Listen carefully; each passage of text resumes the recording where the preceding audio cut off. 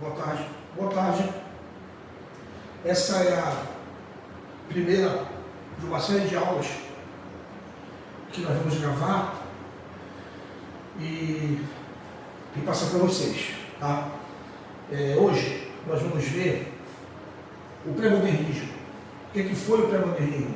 Qual é o seu conceito? Em que âmbito se deu o pré-modernismo? O seu contexto histórico, tá? O seu contexto histórico. Vamos ver hoje isso. Bem, vamos lá. O modernismo no Brasil, ele teve início em 1902 a 1922. Nesse período se deu aquilo que nós chamamos de pré-modernismo, 1902 a 1922. 1922 é o fim, porque vocês sabem, né? E é assunto para a próxima aula. É o início do modernismo no Brasil com a Semana de Arte Moderna.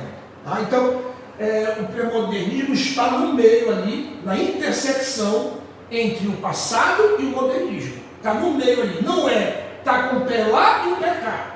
O pré-modernismo é isso. E é importante ressaltar que o pré-modernismo ele não foi uma escola literária. Ele não foi uma escola literária. Pelos motivos que aqui a gente vai conversar. Tá? Então vamos lá. Primeira parte é a parte do conceito e âmbito. E qual é o conceito? Em que âmbito que se deu o modernismo? Ou seja, o contexto histórico. Em que contexto histórico? Primeiramente, quando se fala em conceito de pré-modernismo, quem pela primeira vez aplicou esse termo, né, foi um intelectual na época, até mesmo após o pré-modernismo, chamado Alceu de Amoroso Lima. O Alceu de Amoroso Lima foi quem classificou, conceituou esse período aí entre 1902 e 1922 de pré-modernismo. Tá? Fique bem claro. Ele era chamado também de cristão de Ataíde. Então, repetindo, o termo foi criado por Alceu de Amoroso Lima, cristão de Ataíde. Esse termo pré-modernismo. Muito bem. Então já sabem que o pré-modernismo não foi uma escola literária e foi criado por um cara chamado Alceu de Amoroso Lima, o famoso cristão de Ataíde. Beleza? Muito bem. Vamos pegar os dois termos, o pré e o modernismo, e tentar explicar esses termos. Por que pré e por que modernismo? Esse prefixo pré, em se tratando de pré-modernismo, equivale a quê? Equivale ao código. O código. Ou seja, a mentalidade positivista. Quando você pega uma obra, principalmente Os Sertões, que a gente vai analisar depois, vocês vão ver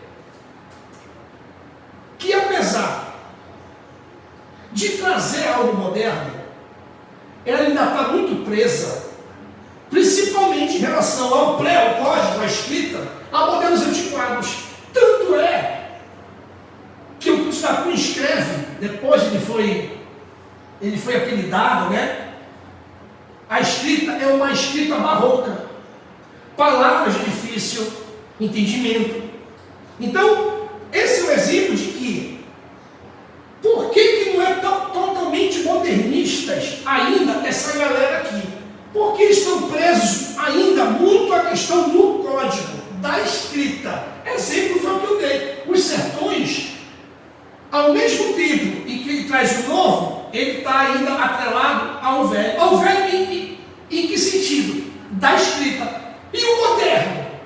Por que moderno? Moderno porque os Sertões, todas as obras pré-modernistas já trazem no seu bojo uma realidade. Que realidade? As revoluções que estão ocorrendo nesse momento do Brasil. O pré-modernismo ele denuncia, é uma denúncia da miséria, dos desvalidos, dos marginalizados, das suas mais diversas obras. Em cada obra modernista, toda obra modernista, ela vai trazer um tema real que estava ocorrendo naquele momento, que é, que momento? Início do século XX. Se vocês forem na história, vocês vão perceber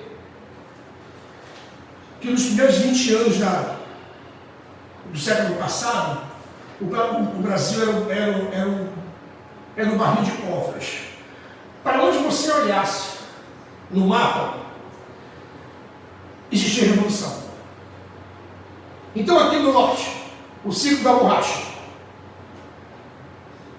declínio, Belle Époque, depois a gente vai saber com esse conceito de Belle Époque. Nordeste tem o quê? Nordeste tem Canudos, que dá origem aos sertões. O livro Os Sertões vai retratar a guerra de Canudos, só antecipando. Nós temos aqui embaixo revolta da vacina, nós temos contestado, nós temos lá em São Paulo, enfim, o Brasil está pegando fogo. Então não tem mais espaço nesse período aqui, não cabe mais ficar debatendo, escrevendo obras que não retratassem a realidade. Não tinha como, não tinha espírito para o homem ficar falando coisas que não fossem a realidade do seu momento histórico, né? Quero dizer também para vocês que a literatura nada mais é do que o quê? A representação do seu momento histórico. Cada literatura, cada escola literária, ela é uma representação do momento histórico no qual ela está inserida. Não há uma desvinculação, certo? Então, muito bem. Então, não é uma escola literária. Primeiro, porque eles estão apegados todos estão apegados ainda a uma escrita antiga, passadista. Segundo, eles não se combinaram. Não houve uma combinação entre eles para dizer assim, olha, vamos fazer aqui um manifesto e criar uma escola literária chamada pré-modernismo. Não houve essa combinação. Tanto é que o Monteiro Lobato escrevia antes, escreveu depois do modernismo. Graça Aranha foi modernista. Então era ainda muito uma confusão de tendências. Então não houve uma combinação. Se você perguntasse nessa época para o romântico o que ele era, ele ia dizer com certeza, eu sou romântico. Para o realista, o que você é? Eu sou um realista. Para o naturalista, eu sou naturalista. Para o simbolista, eu sou simbolista. Mas se perguntasse para o pré-modernista, ele disse assim, não, eu sou um escritor do meu tempo, da minha era.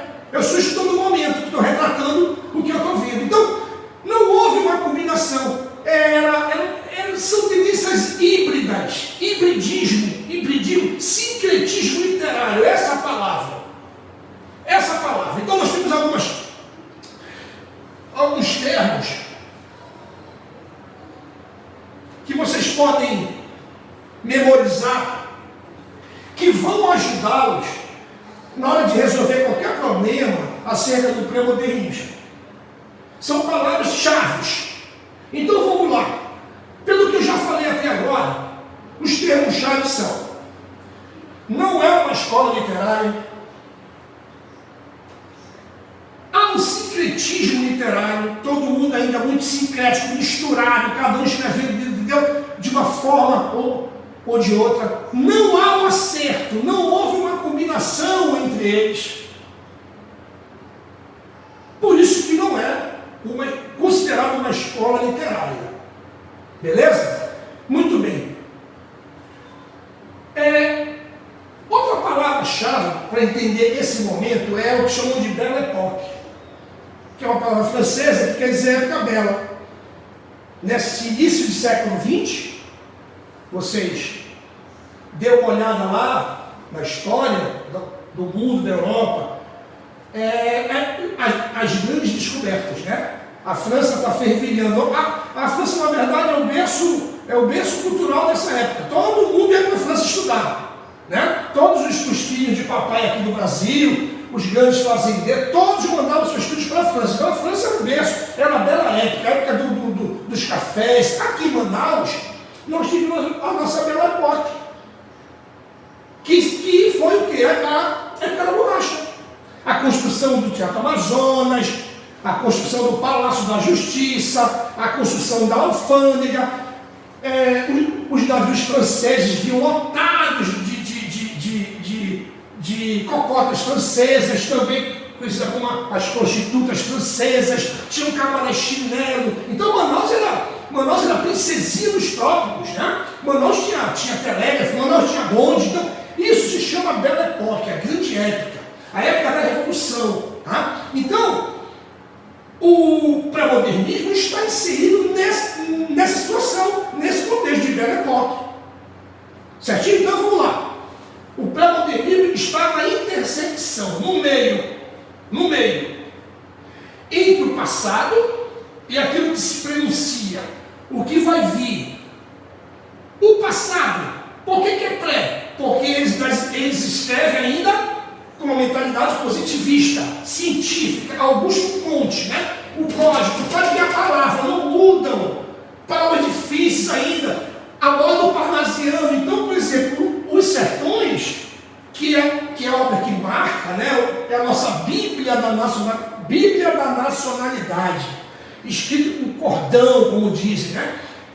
A escrita, o código é um código barroco, beira ao barroquismo, palavras preciosas, tá? Então, por isso que é laica. Mas o que traz de novo aqui? O que traz de novo é o próprio assunto, a própria denúncia, que é o quê? A guerra de Canudos. Só antecipando logo, Os Sertões é uma obra que vai tratar da guerra de Canudos. Lá na Bahia, fazendo a Monte Belo, depois a gente vai ver isso. Certo? Muito bem. Fechando essa primeira parte, agora entrando na segunda parte, já das obras. Nós temos 5 autores pré-modernistas. 5 autores. Dentre os quais um é poeta. Nós temos Euclides da Cunha, Graça Aranha, Lima Barreto, Monteiro Lobato e Augusto dos Anjos. Esses são os 5. Vou repetir. Dentre os 5, Augusto dos Anjos é o único poeta de um único livro, chamado Eu. Mas aí também tem uma história desse eu, né? Não é o eu subjetivista, não é o eu romântico, tá? Quando ele lançou esse livro, as pessoas pensaram que mais um romântico, esse eu, as pessoas iam, compravam e depois não entendiam muito bem. Esse eu, na verdade, era um grande deboche, né? Os dos anos, tudo que ele não era subjetivista, ele era um cara do cosmos. Mas isso a gente vai deixar para depois. Vamos lá. Quais são as duas obras? As duas obras que abrem o pré-modernismo no Brasil? Os Sertões, eu já falei, do Euclides da Cunha, e Canaã, de Graça Aranha, ambos em 1902. E essas duas obras inauguram o pré-modernismo no Brasil. Que vai até, o pré-modernismo vai até 1922, com a Semana de Arte Moderna. Beleza? Então vamos lá. Analisando a primeira grande obra desse período, que é Os Sertões, de Euclides da Cunha. Vamos lá. Euclides da Cunha, ele tem uma particularidade.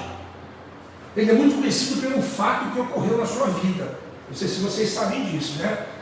Euclides da Cunha era casado com uma senhora chamada Ana Amélia. Ele veio para a Amazônia fazer pesquisas, né? Depois ele foi para a Guerra dos Canudos. Guerra não, né? Matança, covardia. Imagina se foi guerra. Ele foi uma das maiores carnificinas da história da humanidade, foi Canudos. E ele passou muito tempo longe. Ele morava no Rio de Janeiro. E aí a sua esposa, a dona Ana Amélia, começou a ter um caso extraconjugal com o Dilermano, que era um militar, atirador da Força Imperial brasileira da época, o Dilermano. E aí ele soube, voltou para o Rio de Janeiro. Ela já tinha 2 filhos, um com ele, outro com o Dilermano. Quando ele chegou, que ele viu aquele menino, ele falou: nós temos uma espiga de milho no cafezal.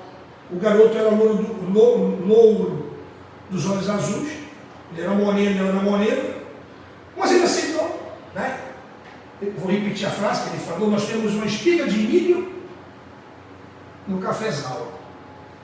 Ele perdoou, mas ela resolveu abrir os olhos e dizer: olha, eu estou apaixonado pelo Dilermano, eu não quero mais ver com você, tal. E ela foi viver com o Dilermano.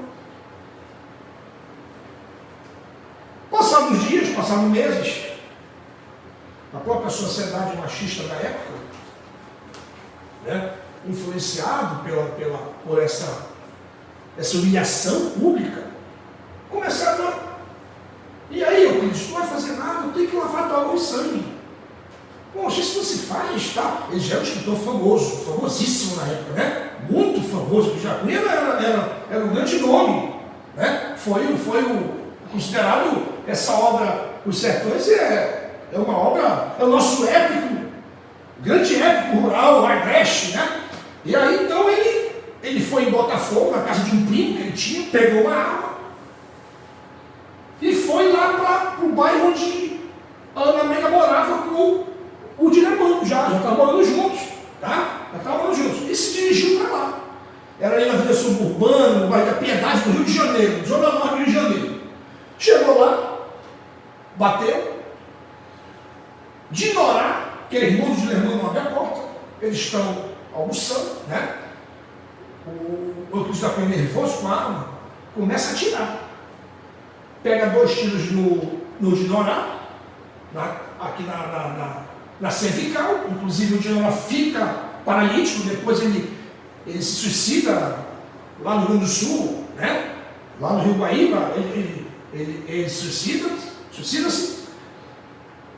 E aí naquela confusão ele dá 3, 4, 5 tiros para o Dilermano, mas ele é muito ruim de tiro e não pega 2 ou 3, né? O Dilermano era um atirador, número 1 das forças da época. Pá! E mata o Euclides da Cunha. Isso foi um acontecimento, né? O Brasil parou.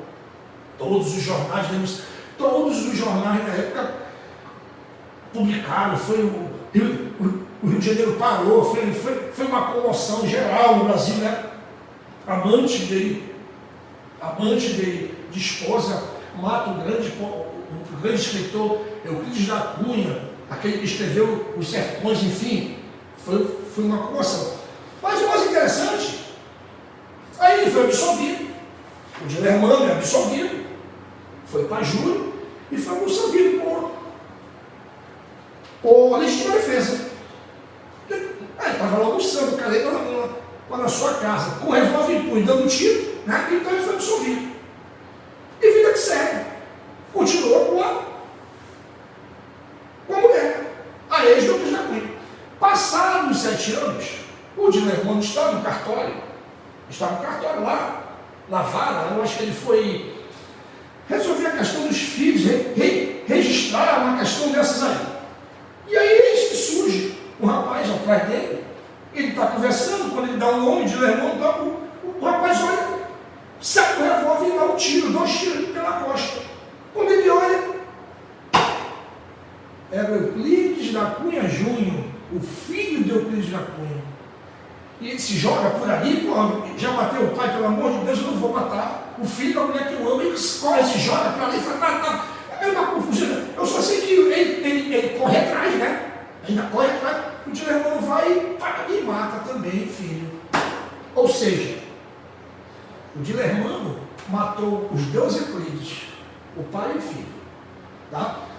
Isso é um fato assim, que chocou na época o país. Tá? Mas vamos para cá. Os Sertões, então, já sabem de Euclides da Cunha. Ele era um militar, ele foi expulso das forças. Ele era um rebelde, desde cedo, se rebelou, né? Jogou a baioneta. Eles estavam, uma certa vez, eles estavam todos em forma, e veio o comandante, ele saiu, adiantou e jogou a baioneta como sinal de disciplina e foi expulso. E depois foi ser escritor na Folha de São Paulo, recebeu um convite para ser jornalista e cobrir a Guerra de Canudos. Tá? E cobrir a Guerra de Canudos. E aí ele vai, chega lá e percebe que tudo aquilo que tinham dito para ele acerca dessa revolta é mentira. Não, os fatos foram distorcidos. Disseram para ela, vai lá cobrir, que é um monte de baderneiro, é um monte de vagabundo que não querem pagar imposto, estão revoltando, estão saqueando, e não é nada disso. Tá? Canudos, só para contextualizar, Canudos era uma fazenda chamada Monte Belo, tá? Monte Belo.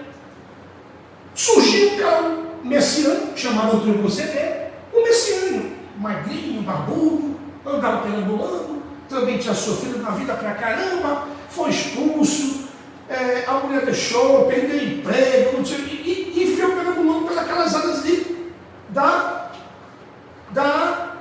Bahia. E em torno dele, ele começou a pregar a salvação eterna, enfim. O povo desvalido, coitado, ele conseguiu arregimentar. Chegou ao ponto de ter 20 mil pessoas, 25 mil pessoas no Arraial de Canudos. Primeiro começou com Monte Belo, depois se transforma no Arraial de Canudos. Tá? E aí acontece o quê? Isso lá na Bahia, tá? Bahia já com o Arraial dos Canudos, as casas, tudinho, tá? Enfim, já era uma cidade. Para você ter uma ideia, a maior cidade do Ceará era Juazeiro e tinha 25 mil pessoas, 25 a 30 mil. Canudos já tinha quase que isso. Ocorreu que o Antônio Conselheiro queria construir uma igreja nova, maior, porque a igrejinha que tinha lá já não suportava mais.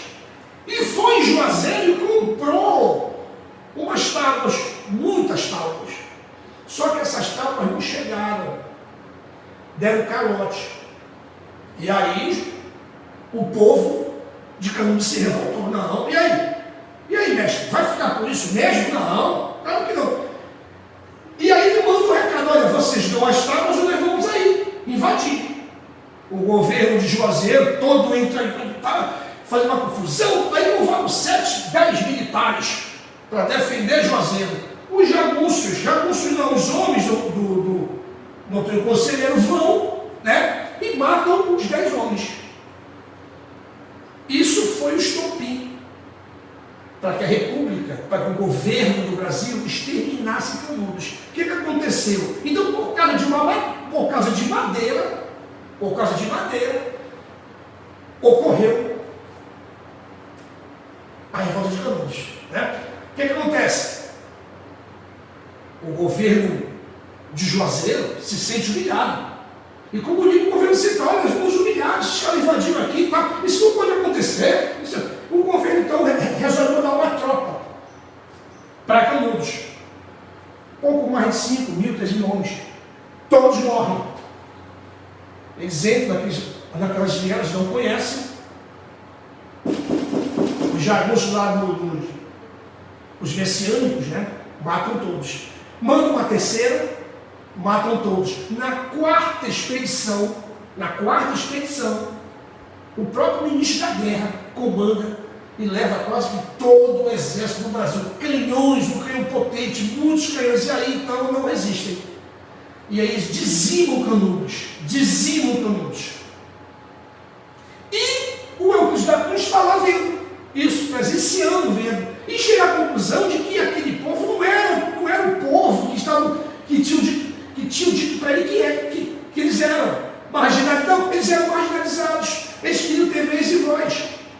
A miséria, o subdesenvolvimento nordestino. Então ele retrata nos sertões é exatamente isso. A miséria e o subdesenvolvimento nordestino, daquele povo, que foi esquecido todos esses tempos pelo verdadeiro governo brasileiro, ou falso governo, que era o governo das elites, o governo do litoral. O pré-modernismo, na verdade, ele é uma luta entre o litoral versus o interior. O litoral que não via o interior. O litoral, esse Brasil aqui, era um Brasil que olhava somente o mar. Esse Brasil não olhava o Brasil verdadeiro. Então, a partir do pré-modernismo, se descobriu, na verdade, é o redescobrimento do Brasil. Em que sentido? Que, além daquele Brasil fantasioso lá do litoral, existia um Brasil dentro, interiorizado, que passava as maiores agruras, dificuldades, enfim, de todas as ordens, não tinha saúde, não tinha nada. Era aí, por isso a importância dos pré-modernistas, porque eles denunciaram, pela primeira vez, eles denunciaram todas essas mazelas sociais que existiam no Brasil e que até então era colocado como um plano de fundo para que ninguém visse. Agora não. Essa realidade social, econômica e política veio à tona.